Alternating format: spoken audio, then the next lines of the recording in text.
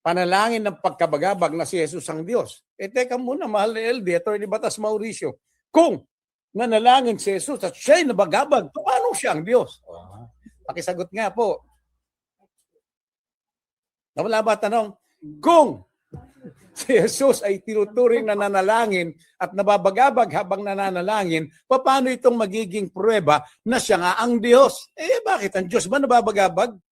Ang Diyos ba nananalangin? Tindi ng pagkakaganon, baka maputol yan, ha? Di ba?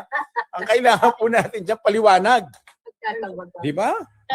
Pero po yun, nung nasa New York kami at Washington, habang kami ng aking buting may bahay, lakad ng lakad sa kung saan-saan. Isip ako ng isip diyan, panalangin na may pagkabagabag.